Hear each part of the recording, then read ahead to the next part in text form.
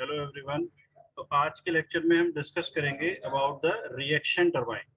तो reaction turbine क्या होता है? Reaction turbine works on the principle of impulse and reaction, impulse and reaction effect. अब देखो, पहले इसको ध्यान से समझ लो कि रिएक्शन टरबाइन होते क्या है। अभी तक हमने जो डिस्कस किया है इसके हिसाब से हम ये जानते हैं कि अगर किसी टरबाइन में, टरबाइन के मूविंग ब्लेड में काइनेटिक एनर्जी का चेंज होता है तो उसको बोलते हैं इम्पल्स टरबाइन। और जो काइनेटिक एनर्जी में चेंज आ रहा है उसी की वजह से वर्क प्रोड्यूस होता है और उसको बोलते हैं इम्पल्स इफेक्ट। ठीक है, उसको बोलते हैं इम्पल्स इफेक्ट। तो टरबाइन के इनलेट पे जो काइनेटिक एनर्जी होगी वो कितनी होगी? Half m dot v one square. Absolute velocity लेंगे यहाँ पे, क्योंकि जो इम्पल्स इफेक्ट हम शो कर रहे हैं वो सिर्फ काइनेटिक एनर्जी, जो एब्सोल्यूट वेलोसिटी की वजह से काइनेटिक एनर्जी है उसकी वजह से जो चेंजेस आते हैं उसको बोलते हैं इम्पल्स इफेक्ट।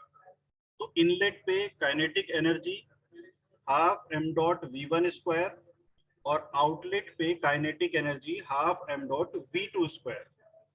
ठीक है, तो हाफ और एम डॉट ये तो कॉमन आ जाएगा, बचेगा क्या? वी वन स्क्वायर और वी टू स्क्वायर। तो जब चेंज की हम बात करें तो इनलेट पे ज्यादा थी, आउटलेट पे कम थी। तो जब चेंज इन काइनेटिक एनर्जी की बात करेंगे तो क्या होगा? Inlet kinetic energy minus outlet kinetic energy. ठीक है, ज्यादा में से कम वाली।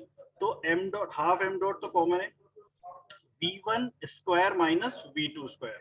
अब ये जो जनरली हम इम्पल्स इफेक्ट लिखते हैं तो चेंज इन काइनेटिक एनर्जी, इस चेंज इन काइनेटिक एनर्जी को जब हम इम्पल्स इफेक्ट में देखेंगे तो उसको लिखेंगे पर यूनिट मास की फॉर्म। तो अगर हम इसको पर यूनिट मास की फॉर्म में लिखते हैं तो ये हो जाता है v one square minus we two square by two, क्योंकि टू तो रहेगा, हाफ जो शुरू में आता है वो तो रहेगा। सिर्फ पर यूनिट मास की फॉर्म में अगर लिखेंगे तो V one square minus we two square by two आ जाएगा, जिसको बोलते हैं इम्पल्स इफेक्ट। और इम्पल्स टरबाइन में सिर्फ एक यही इफेक्ट होता है, क्योंकि इम्पल्स टरबाइन में जो मूविंग ब्लेड्स हैं, जब स्टीम मूविंग ब्लेड से पास होती है तो प्रेशर में कोई भी चेंज नहीं आता है। That is in the impulse turbine. ठीक है, अब हम बात करेंगे रिएक्शन टरबाइन की।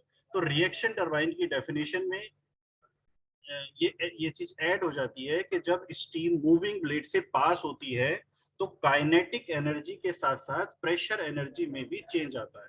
और काइनेटिक एनर्जी का जो चेंज है वो तो इम्पल्स के जैसा ही रहेगा कि स्टार्टिंग में वेलोसिटी होगी v1 और जब बाहर निकलेगी तो वेलोसिटी कम हो जाएगी, दैट इज v2। तो impulse effect v1 square minus v2 square by 2 ये तो रहेगा ही रहेगा। ठीक है, साथ ही साथ यहाँ पे रिएक्शन में क्या चीज ऐड हो गई है? Change in pressure energy. और ये जो प्रेशर का चेंज है, मतलब प्रेशर जो डाउन हो रहा है, प्रेशर कम हो रहा है, वो प्रेशर कम होने की वजह से रिलेटिव वेलोसिटी इंक्रीज हो जाती है। तो ये हमने देखा था रिएक्शन टरबाइन में, ये पहले भी हमने डिस्कस किया था कि रिएक्शन टरबाइन में प्रेशर एनर्जी जैसे जैसे कम होती है वैसे ही उसकी रिलेटिव वेलोसिटी इंक्रीज हो जाती है। यानी कि मूविंग ब्लेड्स के इनलेट पे जो रिलेटिव वेलोसिटी होती है Vr1, वो आउटलेट की रिलेटिव वेलोसिटी Vr2 से कम होती है, तो रिलेटिव वेलोसिटी इंक्रीज हो जाती है। तो चेंज इन प्रेशर एनर्जी को हम रिलेटिव वेलोसिटी के टर्म में लिखते हैं। तो चेंज इन प्रेशर एनर्जी जो है उसको बोलते हैं रिएक्शन इफेक्ट। ठीक है, जो प्रेशर एनर्जी में जो चेंज आ रहा है उसको बोलते हैं रिएक्शन इफेक्ट। और काइनेटिक एनर्जी में जो चेंजेस आते हैं उसको बोलते हैं इम्पल्स इफेक्ट। ठीक है, तो रिएक्शन टरबाइन में, अब चूंकि इसका नाम है देखो रिएक्शन टरबाइन, तो रिएक्शन टरबाइन में तो सिर्फ प्रेशर एनर्जी के चेंज को हम रिएक्शन इफेक्ट बोलते हैं, और जब रिएक्शन इफेक्ट आएगा तभी वो टरबाइन रिएक्शन टरबाइन होगा। लेकिन यहाँ पे साथ ही साथ काइनेटिक एनर्जी में भी चेंज हो रहा है। ऐसा तो नहीं इम्पल्स टरबाइन में सिर्फ काइनेटिक एनर्जी का चेंज था, वहां पे प्रेशर एनर्जी का कोई चेंज नहीं था, रिएक्शन इफेक्ट बिल्कुल जीरो था, इसीलिए उसको बोलते हैं प्योर इम्पल्स टरबाइन। लेकिन जब हम रिएक्शन टरबाइन की बात करते हैं तो रिएक्शन टरबाइन में प्रेशर एनर्जी में चेंज तो हो रहा है, लेकिन साथ ही साथ काइनेटिक एनर्जी में भी चेंज हो रहा है। इसका मतलब ये है कि प्रेशर एनर्जी में चेंज होने की वजह से रिएक्शन इफेक्ट तो रिएक्शन टरबाइन में आ गया, लेकिन इम्पल्स इफेक्ट जीरो नहीं हुआ।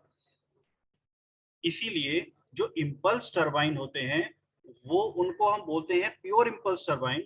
लेकिन जो रिएक्शन टरबाइन होते हैं वो कभी भी प्योर रिएक्शन टरबाइन नहीं होते। मींस उसमें जो कंट्रीब्यूशन होता है, वर्क में जो कंट्रीब्यूशन होता है वो रिएक्शन इफेक्ट की वजह से भी होता है और इम्पल्स इफेक्ट दोनों की वजह से होता है, इसलिए प्योर रिएक्शन टरबाइन नाम की कोई चीज नहीं होती, जबकि प्योर इम्पल्स टरबाइन होते हैं, क्योंकि प्योर इम्पल्स टरबाइन में रिएक्शन इफेक्ट जीरो है, लेकिन रिएक्शन टरबाइन में इम्पल्स इफेक्ट जीरो नहीं है।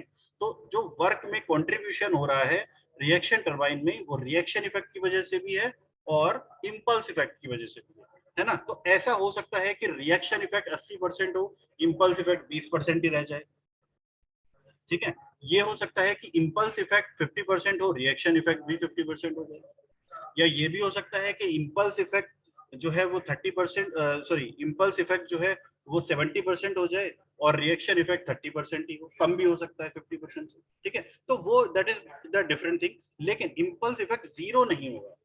तो रिएक्शन टरबाइन में इम्पल्स इफेक्ट जीरो नहीं होगा, इसीलिए प्योर रिएक्शन टरबाइन जैसी कोई चीज नहीं होती, और इसीलिए कहीं कहीं पे इसको रिएक्शन टरबाइन की बजाय इम्पल्स रिएक्शन टरबाइन भी बोलते हैं, क्योंकि इम्पल्स इफेक्ट रिएक्शन टरबाइन में हमेशा रहता है, वो कभी जीरो नहीं होता, क्योंकि आपको वेलोसिटी प्रोवाइड करनी ही पड़ेगी, अदरवाइज स्टीम फ्लो होगी नहीं, ठीक है। सिर्फ प्रेशर की वजह से स्टीम फ्लो नहीं होगी, आपको थोड़ी बहुत वेलोसिटी प्रोवाइड करनी ही पड़ेगी, और अगर आप वेलोसिटी प्रोवाइड करोगे तो वो वेलोसिटी जो है वर्क में कंट्रीब्यूट करेगी और आउटलेट एब्सोल्यूट वेलोसिटी कम हो जाएगी, जिसकी वजह से इंपल्स इफेक्ट हमेशा रहेगा। इसलिए प्योर रिएक्शन टरबाइन कुछ नहीं होता है, हमेशा जो रिएक्शन टरबाइन है उसमें इंपल्स इफेक्ट होता है, इसलिए इसको रिएक्शन टरबाइन के साथ साथ इंपल्स रिएक्शन टरबाइन भी बोलते हैं, जबकि इंपल्स टरबाइन जो होते हैं वो प्योर इंपल्स होते हैं, उसमें रिएक्शन का कोई भी इफेक्ट नहीं होता है, ठीक है। ये चीज समझ में आ गई। तो जो इंपल्स इफेक्ट है उसको बोलते हैं चेंज इन एब्सोल्यूट वेलोसिटी के टर्म में वो लिखते हैं उसको, और जो रिएक्शन इफेक्ट है उसको चेंज इन रिलेटिव वेलोसिटी के टर्म में शो किया जाता है, ठीक है। तो जो इंपल्स इफेक्ट है यहाँ पे आप देखेंगे, जो इंपल्स इफेक्ट है वो होता है v1 square minus v2 square by 2, ये इंपल्स इफेक्ट जो है वर्क में कंट्रीब्यूट करता है। और जो रिएक्शन इफेक्ट होता है, क्योंकि रिएक्शन इफेक्ट किसकी वजह से है, चेंज इन प्रेशर एनर्जी, और प्रेशर एनर्जी में जो चेंज हो रहा है वो क्या कर रहा है, रिलेटिव वेलोसिटी को इंक्रीज कर रहा है, इसलिए रिएक्शन इफेक्ट को लिखते हैं रिलेटिव वेलोसिटी के टर्म में VR2 स्क्वायर, क्योंकि देखो यहाँ पे हमें ज्यादा में से कम लेना है, रिलेटिव वेलोसिटी इनलेट पे कम थी, आउटलेट पे ज्यादा हो गई थी, इसलिए सिर्फ रिलेटिव वेलोसिटी का जो कंपोनेंट है वही ये जो रिलेटिव वेलोसिटी का कंपोनेंट है ये रिवर्स हो जाता है, तो VR2 square minus VR1 square minus 2, क्योंकि VR2 बड़ा होता है और VR1 छोटा होता है। जबकि अगर आप इंपल्स टरबाइन की बात करें तो इंपल्स टरबाइन में VR2 VR1 बराबर होते हैं, इसमें VR1 और VR2 बराबर होते हैं। अगर कुछ चेंज आता भी है तो वो फ्रिक्शन की वजह से आता है, और फ्रिक्शन की वजह से जो चेंज आता है उसमें VR2 VR1 से कम होता है। तो VR2 अगर VR1 से कम होगा तो ये जो यहाँ पे अगर हम रिएक्शन इफेक्ट लिखेंगे तो वो माइनस में आ जाएगा, और वो टोटल वर्क में से जो ये इंपल्स इफेक्ट है उसमें से माइनस हो जाएगा, वो ऐड कुछ नहीं करेगा, वो उल्टा कम हो जाएगा, और वो भी प्रेशर चेंज की वजह से नहीं है, वो फ्रिक्शन की वजह से, तो वो वर्क फ्रिक्शन की वजह से जो है वो वर्क को कम कर रहा है, ना कि उसमें कुछ कंट्रीब्यूट कर रहा है।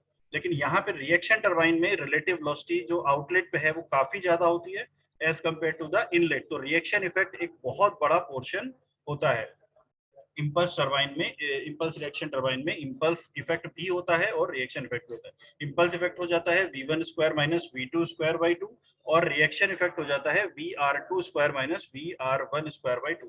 इसमें एक और इफेक्ट भी जुड़ता है जिसको बोलते हैं हम, जिसको लिखते हैं हम u की टर्म में, यानी कि u1 square minus u2 square, जो टोटल वर्क होता है ना, जो टोटल वर्क प्रोड्यूस होता है वो होता है ये impulse effect plus reaction effect और प्लस जो उसकी पेरिफेरल वेलोसिटी है, सेंट्रीफ्यूगल इफेक्ट बोलते हैं उसको, जो पेरिफेरल वेलोसिटी है उसकी वजह से जो चेंज आता है। लेकिन यहाँ पे ना तो रिएक्शन टरबाइन में और ना ही इंपल्स टरबाइन में पेरिफेरल जो वेलोसिटी है यू उसमें कोई चेंज आ रहा है, u1 और u2 इंपल्स में भी बराबर थे और रिएक्शन में भी बराबर रहेंगे, इसलिए ये u1 square minus u2 square by 2 वाली टर्म रिएक्शन इंपल्स टरबाइन में भी जीरो थी और रिएक्शन टरबाइन में भी जीरो थी। तो इंपल्स टरबाइन में सेंट्रीफ्यूगल इफेक्ट और रिएक्शन इफेक्ट दोनों जीरो रहते हैं, सिर्फ और सिर्फ जो v1 square minus v2 square by 2 यही पूरे का पूरा वर्क में कंट्रीब्यूट करता है, ठीक है। और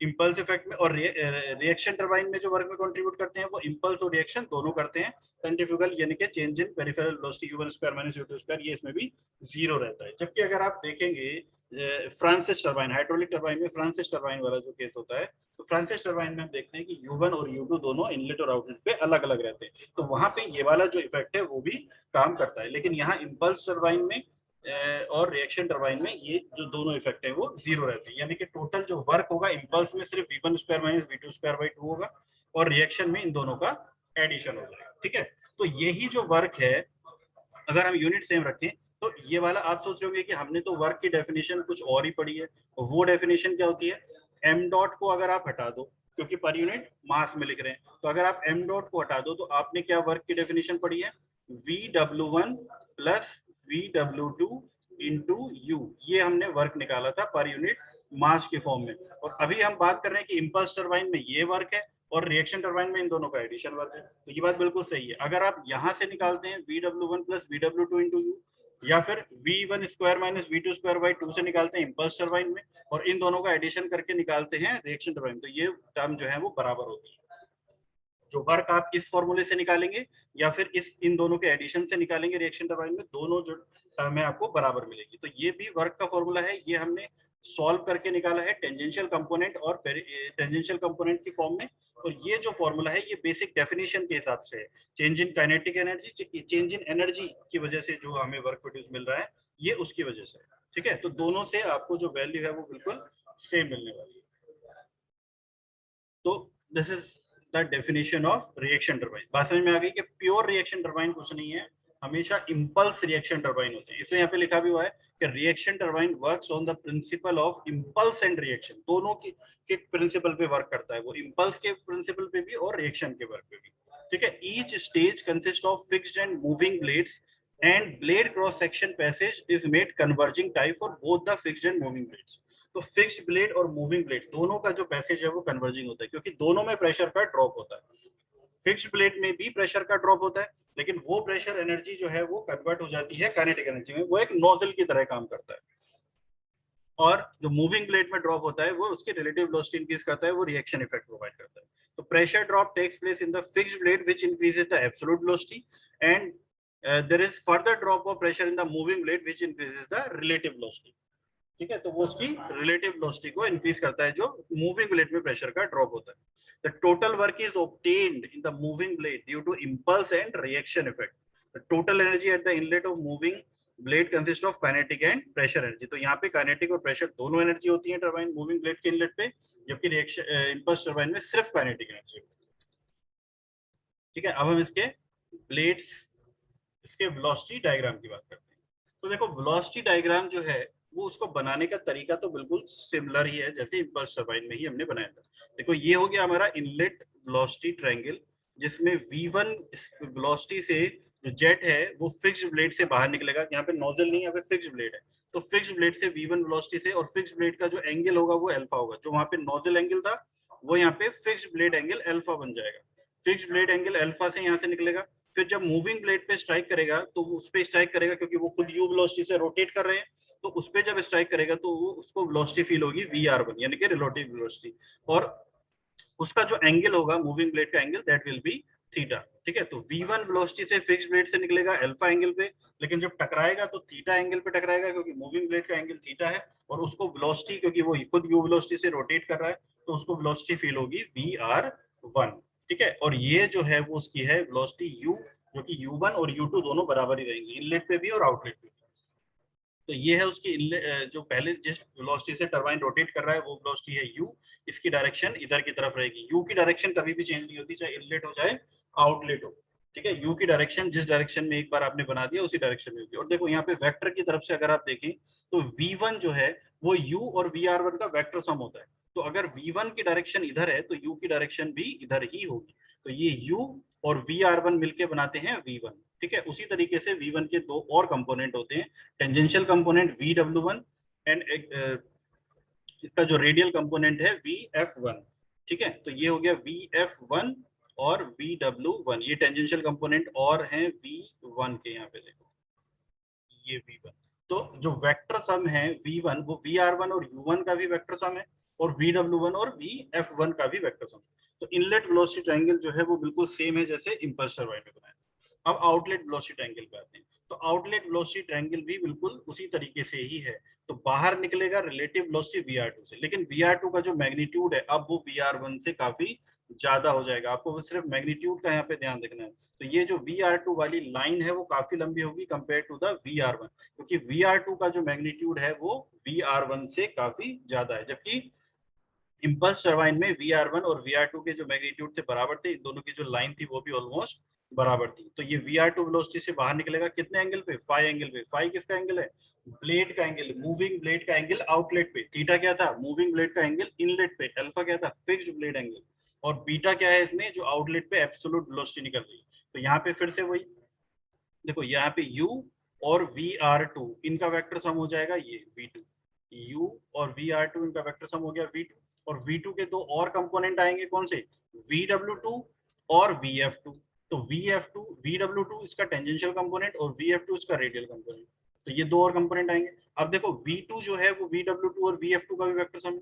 Vf2 की जो डायरेक्शन है वो हमेशा यही रहेगी, ठीक है, लेकिन तो Vw2 की डायरेक्शन किधर होगी? इधर हो जाएगी। तो Vw2 की जो डायरेक्शन है वो इधर है, और Vw1 की जो डायरेक्शन है वो इधर है, यानी कि यहाँ पे भी दोनों की डायरेक्शन अपोजिट है, इसलिए जो वर्क होगा यहाँ पे भी Vw1 plus Vw2 into you हो जाएगा। Vw1 plus Vw2 into you हो जाएगा, ठीक है। तो ब्लेड इफिशियंसी कितनी हो जाएगी? ब्लेड इफिशियंसी अगर आपके 100% है तो मैंने बताया था, देखो यहाँ पे जो वर्क है वो दोनों बराबर रहेंगे आपके, यहाँ पे जो वर्क है आपके दोनों बराबर रहेंगे। तो V1 स्क्वायर इनलेट पे जितनी थी, ठीक है, इनलेट पे V1 स्क्वायर Y2 थी, और आउटलेट पे आपको कितनी मिलेगी ये? तो जो चेंजेस हो रहे हैं, यानी कि आपने प्रोवाइड कितनी करी मूविंग ब्लेड्स को एनर्जी, जो काइनेटिक एनर्जी इनलेट पे थी V1 square by V2, V1 square by 2, ठीक है। और V ये भी तो चेंज है, प्रेशर एनर्जी और काइनेटिक एनर्जी दोनों प्रोवाइड करिए। तो इनलेट पे क्या आएगा यहाँ पे? V1 square by 2 plus Vr2 minus Vr1 square by 2, ये वाले टर्म और ये वाले टर्म, और ऊपर तो सेम ही रहेगी Vw1 plus Vw2 into you, ठीक है। तो यहाँ पे देखो, अगर V1 square minus V2 square by 2 plus Vr2 square minus Vr1 square by 2 होता, तो ये वाला जो वर्क है वो इस वर्क के बराबर ही होता है। लेकिन नीचे हमने प्रोवाइड कितना किया था, जो लॉस हो गया V2 में उसकी बात नहीं कर रहे हैं, तो वही तो इफिशियंसी है मूविंग ब्लेड की, वो कितना लॉस कर रहा है। तो Vw1 plus Vw2 into you, ये जो वर्क है वो प्रोवाइड कर रहा है, और इतना हमने उसको इनपुट दिया था। This is the moving blade, ये ब्लेड का मतलब मूविंग ब्लेड की जो इफिशियंसी, ठीक है। Vr2 यहाँ पे ज्यादा रहता है, और थीटा जो है वो भी फाई से ज्यादा होगा, तभी तो ये Vr2 जो है वो Vr1 जो है वो Vr2 से छोटा होगा, क्योंकि अगर थीटा बड़ा होगा तो ये लाइन छोटी होगी, ठीक है, और थीटा छोटा होगा तो ये वाली लाइन बड़ी हो जाएगी। तो थीटा जो है यहाँ पे काफी बड़ा रहता है कंपेयर टू द फाई। और अगर आपको याद हो कि theta is equal to phi होता है इम्पल्स टरबाइन में, theta is equal to phi symmetric blade, theta is equal to phi symmetric blade होता है, तो theta is equal to phi होता है इम्पल्स टरबाइन में, जिसकी वजह से हमारे Vr1 और Vr2 भी बराबर होते हैं। लेकिन यहाँ पे Vr1 Vr2 बराबर नहीं है, इसलिए थीटा जो है हमेशा फाई से बड़ा होगा। तो this is the blade efficiency, ये हो गई ब्लेड इफिशियंसी। यहाँ पे हम ये जो 2 है नीचे की तरफ, इसको कॉमन लेके ऊपर पहुंचा देंगे, तो जो ब्लेड इफिशियंसी है वो आ जाएगी 2u Vw1 plus Vw2, u तो यहाँ पहले से था, इसको बस स्टार्टिंग में ले गए, और 2 नीचे से आ गया, तो 2u Vw1 प्लस Vw2, और डिवाइडेड में आ गया V1 square plus Vr2 square minus Vr1 square. तो this is the blade efficiency of reaction turbine. अगर आप इम्पल्स टरबाइन को देखें तो इम्पल्स टरबाइन में Vr2 और Vr1 बराबर थे, तो ये दोनों कैंसिल आउट हो जाएंगे, और ये बन जाएगी blade efficiency of impulse turbine. तो रिएक्शन टरबाइन में डिनोमिनेटर में ये वाली जो टर्म है वो एक्स्ट्रा आ जाती है, ये वाली जो टर्म है वो एक्स्ट्रा आ जाती है, ठीक है। अगर ये दोनों बराबर होंगे तो इम्पल्स टरबाइन बन जाएगा, और blade efficiency 2u Vw1 plus Vw2 upon V1 square हो जाएगी। तो इम्पल्स टरबाइन का तो ऑलरेडी हम डिस्कस कर चुके हैं। तो this is the blade efficiency of reaction turbine. उसके बाद देखते हैं 50% रिएक्शन स्टेज, जिसको बोलते हैं पार्सन्स टरबाइन। तो आपको याद होगा कि जो सिंपल इंपल्स टरबाइन था उसको बोलते थे डी लेवल टरबाइन। उसके बाद हमने डिस्कस किया Curtis turbine, velocity compounding, and जो प्रेशर कंपाउंडिंग थी उसमें हमने पढ़ा था रेडियो टरबाइन। तो ये सब क्या है, उनके नाम पे कर दिए गए। उसी तरीके से क्या है, रिएक्शन टरबाइन। तो रिएक्शन टरबाइन में आपका जो प्योर है वो तो है नहीं, तो उसमें क्या है, इंपल्स रिएक्शन टरबाइन है। अब इंपल्स इफेक्ट का भी रोल है और रिएक्शन इफेक्ट का भी रोल है। तो अब ये बात है कि इस पे जो कुछ एनालिसिस किए गए उसमें ये देखा गया कि भाई इम्पल्स इफेक्ट को आप जीरो तो नहीं कर सकते, तो कितना इम्पल्स रखें और कितना रिएक्शन रखें कि जो इफिशियंसी है वो ज्यादा मिले, परफॉर्मेंस है वो अच्छी रहे। तो उसी तरीके से एक जो साइंटिस्ट थे पार्सन्स, तो इन्होंने कॉन्सेप्ट दिया कि भाई इम्पल्स को 50% रखते हैं और रिएक्शन को भी 50% रखते हैं।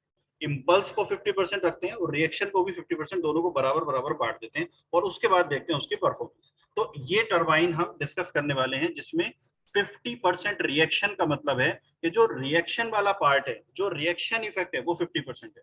ठीक है, तो इसको इस जो 50% रिएक्शन है इसको बोलते हैं डिग्री ऑफ रिएक्शन। एक टर्म यहाँ पे इंट्रोड्यूस होती है जिसको बोलते हैं DOR, डिग्री ऑफ रिएक्शन। ये आपने ऑलरेडी डिस्कस किया है रिएक्शन टरबाइन में, हाइड्रोलिक टरबाइन के केसेस में। तो डिग्री ऑफ रिएक्शन क्या बताती है कि उसमें रिएक्शन इफेक्ट कितने परसेंट है।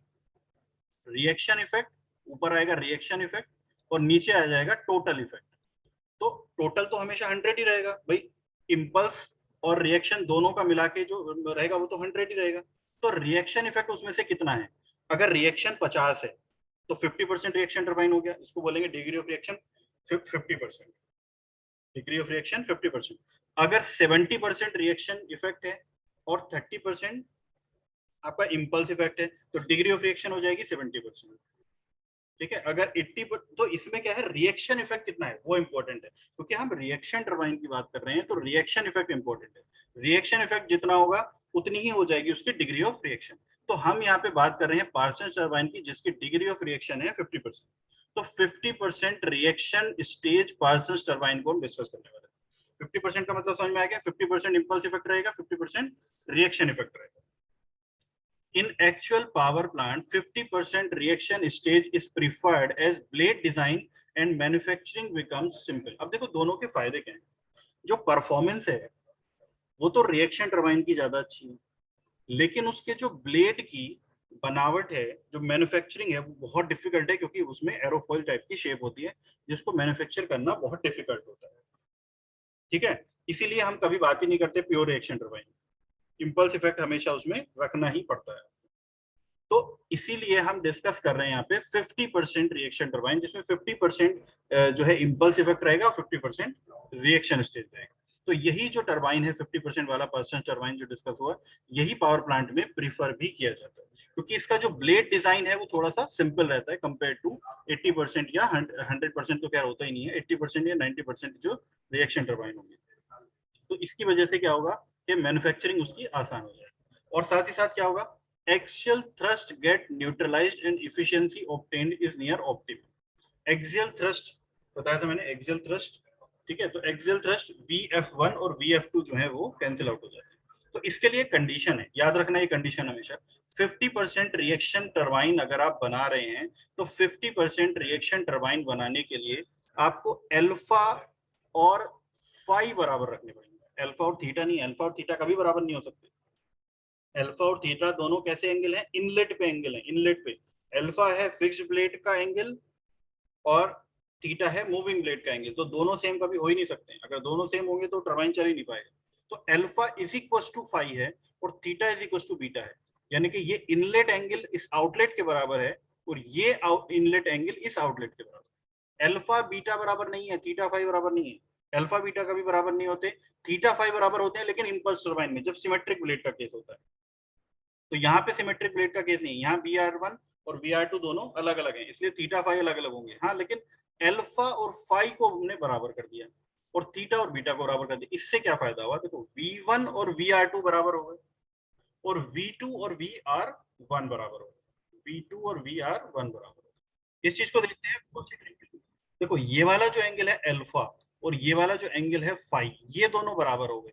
अब जब ये अल्फा और फाई दोनों बराबर हो गए तो देखो VR2 और VR1 तो अपने आप ही बराबर हो गए, VR2 और VR1 अपने आप बराबर हो गए। उसी तरीके से ये बीटा और थीटा ये दोनों भी बराबर हो गए, बीटा और थीटा ये दोनों बराबर हो गए, तो ये V2 और VR2 बराबर हो गए। अब देखो VR1 और V2 ये दोनों बराबर हो गए, तो ये वाली जो लेंथ बची, देखो ध्यान से देखना, ये वाली यहाँ पे, ये वाली लेंथ और ये वाली लेंथ, तो ये वाली लेंथ का तो हमने नाम दिया हुआ है, दिस लेंथ इज VW2।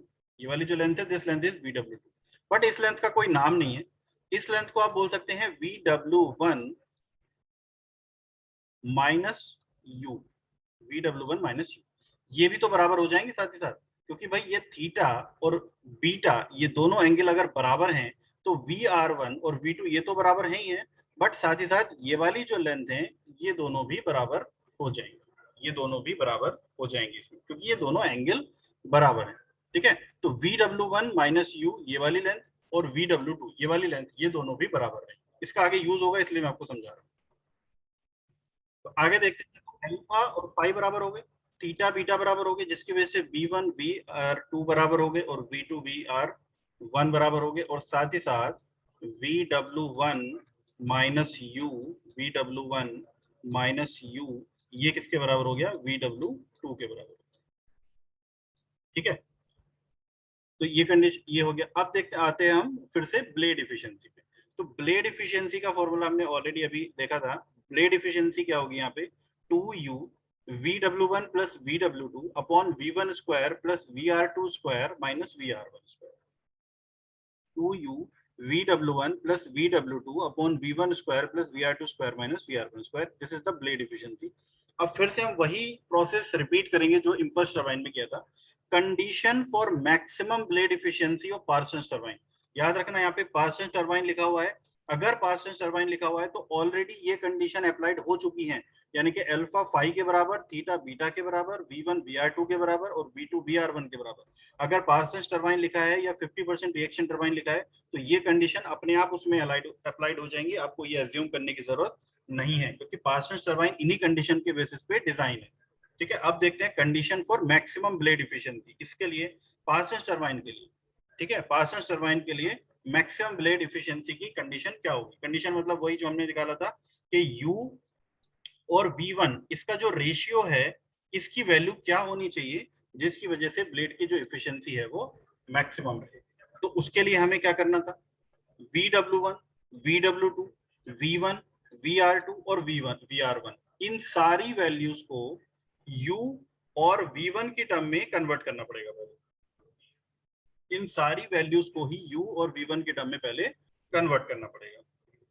तो देखते हैं, वेलोसिटी ट्रायंगल का यूज करते हैं। वेलोसिटी ट्रायंगल को अगर आप देखोगे तो VW1 क्या है, VW1 is the tangential component of V1, VW1 is the tangential component of V1।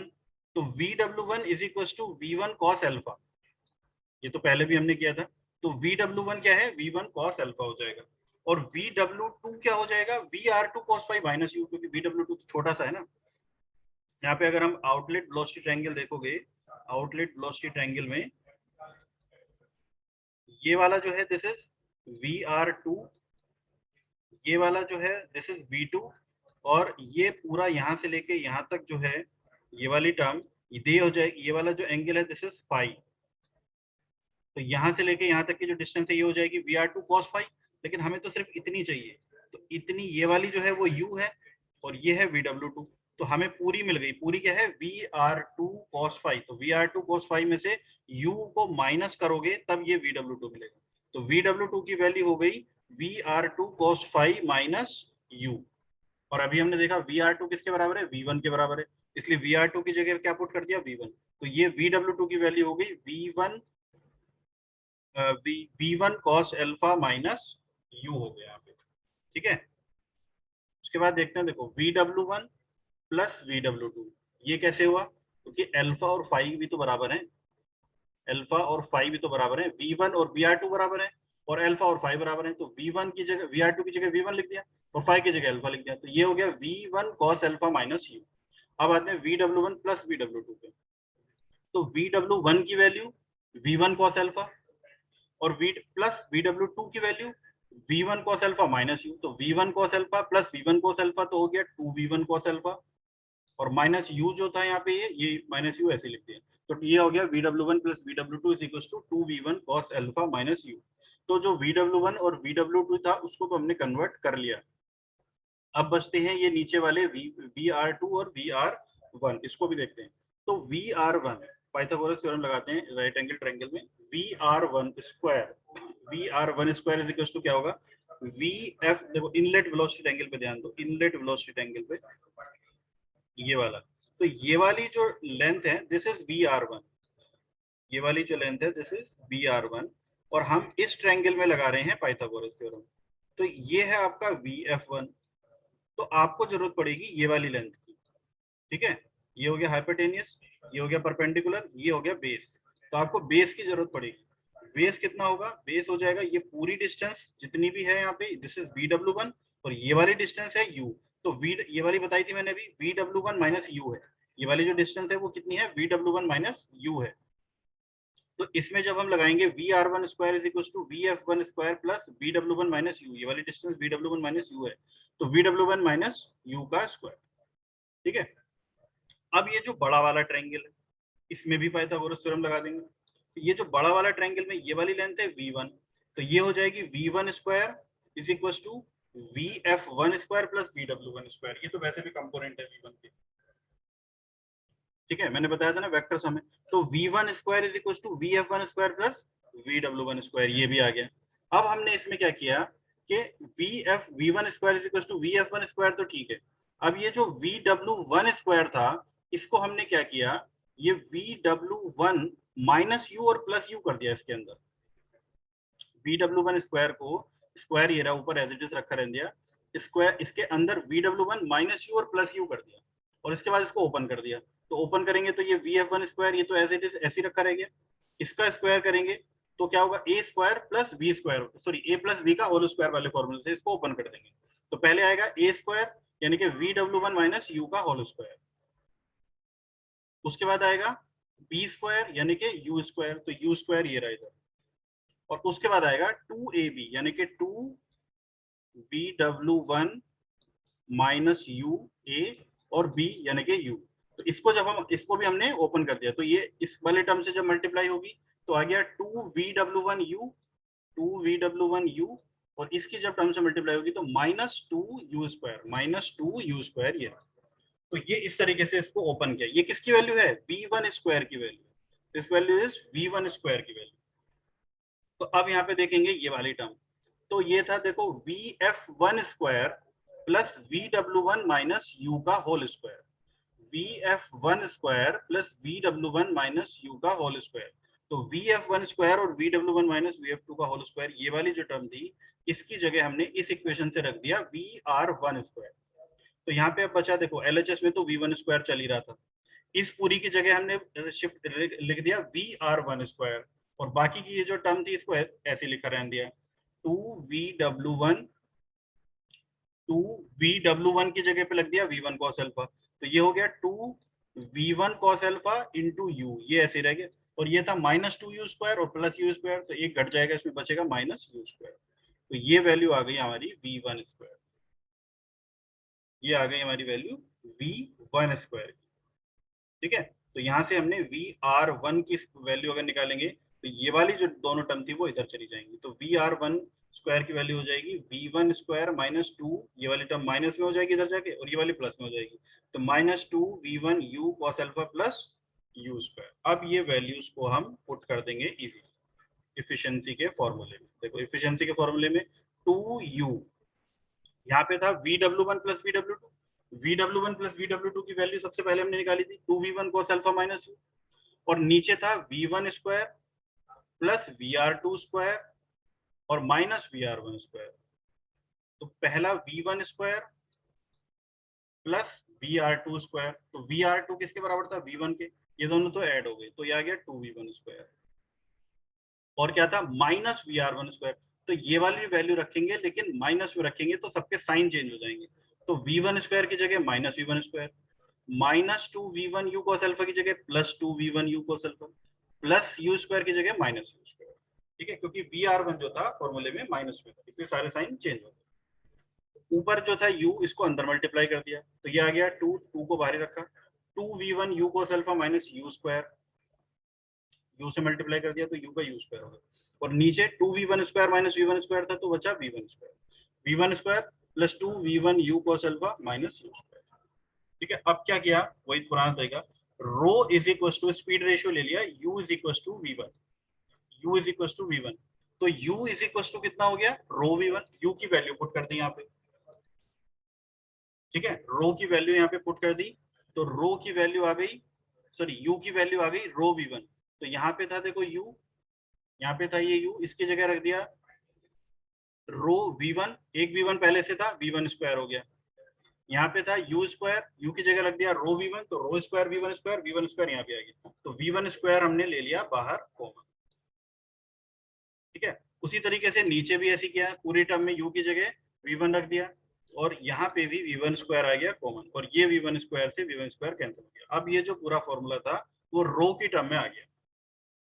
ठीक है, तो इसमें हमने क्या किया, जो ये ऊपर वाली टर्म थी 2 रो cos alpha minus rho square, इसमें 1 ऐड कर दिया और 1 सब्ट्रैक्ट कर दिया। तो जब हमने इसको 1 ऐड किया तो ये न्यूमरेटर के बराबर हो गया। देखो न्यूमरेटर में बस 1 ही तो था एक्स्ट्रा, यहाँ पे 1 प्लस, और जो -1 था उसको ऐसे लिखा रहने दिया। तो ये वाली टर्म देखो, अगर 1 प्लस 2 रो cos alpha minus rho square, और नीचे डिनोमिनेटर में भी यही है, ये दोनों सेम हो गई। तो इसको अलग अलग कर दिया, इसको जब इससे डिवाइड करेंगे तो बचेगा 2, तो बाहर कॉमन ले लिया, तो बचेगा 1 और minus 1 upon 1 plus 2 rho cos alpha minus rho square ऐसे। अब हम इजीली इसको रो के रेस्पेक्ट में इफिशिएंसी को ड्राइव करके 0 पुट कर देंगे तो हमें मैक्सिमम वैल्यू मिल जाएगी। तो इस इफिशिएंसी को रो के रेस्पेक्ट में हमने ड्राइव करके 0 के बराबर पुट कर दिया। अब इसको जरा थोड़ा ध्यान से समझिए, जब हम इसको डिफरेंशिएट करेंगे तो 1 का तो हो जाएगा 0, और जब इसका डिफरेंशिएट करेंगे तो इसका डिफरेंशिएशन होगा 1 अपॉन एक्स की तरफ से। ठीक है, तो 1 अपॉन एक्स की तरह से होगा, तो 1 अपॉन एक्स की तरह से करते हैं तो क्या आएगा, एक्स टू द पावर आएगा -1, x to the power -1, x to the power -1 का करते हैं तो क्या आता है, -1 तो शुरू में आ जाएगा। ठीक है, -1 तो शुरू में आ गया, और एक्स की पावर हो गई -2,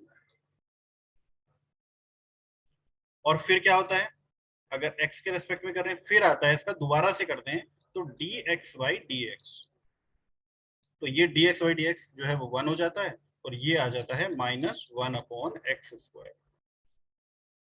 ठीक है, उसी तरीके से इसको भी करना है, बस हमें ये वाली टर्म को साथ ही साथ ध्यान रखना है, ये वाली टर्म इस बार 1 नहीं होगी, क्योंकि x का x के रेस्पेक्ट में करोगे तो 1 हो जाएगी, लेकिन यहाँ x नहीं है, यहाँ पे बड़ी सी टर्म है 1 प्लस 2 रो cos alpha minus rho square. तो इसका देखो कैसे करेंगे, इस पूरी टर्म को हमने लिख लिया 1 प्लस 2 रो cos alpha minus rho square की पावर -1, इसकी पावर -1। अब जब इसकी पावर -1 का डिफरेंशिएशन करेंगे तो -1 तो शुरू में आ जाएगा, और इसकी पावर हो जाएगी -2, -2 का मतलब नीचे जाके वो स्क्वायर हो जाएगा। ठीक है, और फिर इसका दोबारा करेंगे, जब इसका दोबारा करेंगे तो क्या आएगा, 1 का 0, इसका 2 cos अल्फा और इसका 2 रो। ठीक है, तो इसका 1 का तो 0, 2 रो cos अल्फा का 2 cos अल्फा, और रो स्क्वायर का 2 रो, और डिवाइडेड बाई क्या आएगा, देखो जो शुरू में ये माइनस आया था, इसने इस वाले माइनस को कर दिया, ये वाला शुरू में 1 माइनस में थी ना ये वाली टर्म, तो ये वाला जो माइनस था इस वाले टर्म को कर दिया प्लस, तो यहाँ पे कोई भी माइनस साइन रहा नहीं। अब इसके डिवाइड में फिर से ये जो आएगा 1 प्लस 2 रो cos alpha minus rho square का होल स्क्वायर आएगा ना, -2 हो गई थी का होल स्क्वायर, इसको कर दिया हमने इधर इक्वल टू में 0 में पहुंचा दिया, 0 से मल्टीप्लाई कर दी उसकी आरएचएस में ले जाके, तो वो टर्म हो गई 0, एलएचएस में बचा सिर्फ ये वाली टर्म। तो ये वाली टर्म से जब हमने अल्फा रो की वैल्यू निकाली तो रो की वैल्यू आ गई cos अल्फा। तो cos अल्फा रो की वैल्यू कितनी थी, u अपॉन वी1, यानी कि u अपॉन वी1 की वैल्यू आ गई cos अल्फा, और जब ये u अपॉन वी1 या रो की वैल्यू cos अल्फा को हम इसमें पुट करेंगे तो मैक्सिमम एफिशिएंसी आ जाएगी 2 cos square alpha upon 1 plus cos square. This is the maximum efficiency 2 cos square alpha upon 1 plus cos square alpha, and the condition for maximum efficiency is cos alpha, cos alpha condition for maximum efficiency is cos alpha। तो ये जो values हैं maximum efficiency वाली, ये direct objective question में पूछी जाती है। अब मैं इसकी पूरी समरी बता रहा हूं आपको, इंपल्स और रिएक्शन दोनों की जो पूरी समरी है वो मैं आपको यहाँ पे बता रहा हूँ। ठीक है, तो देखो इंपल्स इधर है और रिएक्शन टरबाइन इधर। इंपल्स में अगर हम देखें ब्लेड तो सिमेट्रिकल होते हैं, थीटा फाई के बराबर होता है, यहाँ पे अनसिमेट्रिकल होते हैं जिसमें थीटा फाई से काफी बड़ा होता है। ठीक है, इनलेट एनर्जी की अगर हम बात करें तो इंपल्स में सिर्फ काइनेटिक एनर्जी होती है मूविंग ब्लेड के इनलेट पे, और यहाँ पे इनलेट के साथ साथ में आपकी रिएक्शन ये वाली जो प्रेशर एनर्जी है ये भी होती है, kinetic energy plus pressure energy. ठीक है। प्रेशर चेंज की अगर हम बात करें तो प्रेशर चेंज नहीं होता है इंपल्स टरबाइन में during the stage. P1 is equal to P2 होता है, VR1 is equal to VR2 होता है। मूविंग ब्लेड में कोई चेंज नहीं होता है, जबकि यहाँ पे चेंज होता है, P1 P2 से बड़ा होता है, जिसकी वजह से रिलेटिव वेलोसिटी इंक्रीज हो जाती है moving blade. Condition for maximum efficiency पे ध्यान देना। इंपल्स टरबाइन में कंडीशन फॉर मैक्सिमम एफिशिएंसी यानी कि रो की वैल्यू आई थी cos अल्फा बाई 2, जबकि यहाँ पे वैल्यू आई है रो रिएक्शन टरबाइन में cos अल्फा। रिएक्शन टरबाइन में क्या वैल्यू आई है cos अल्फा, ठीक है। जो मैक्सिमम एफिशिएंसी थी वो थी cos स्क्वायर अल्फा, और यहाँ पे है 2 cos square alpha upon 1 plus cos square alpha. ये तो वैल्यू अभी निकाली हमने, ठीक है। तो दिस इज, ये जो डायरेक्ट वैल्यू है कि कंडीशन इंपल्स टरबाइन में क्या है cos अल्फा बाई 2, रिएक्शन में क्या है cos अल्फा, मैक्सिमम एफिशिएंसी कितनी होती है cos स्क्वायर अल्फा, और यहाँ पे 2 cos square alpha upon 1 plus cos square alpha. तो सिर्फ अल्फा पे ही डिपेंड करती है maximum efficiency. This is about the impulse turbine and reaction turbine.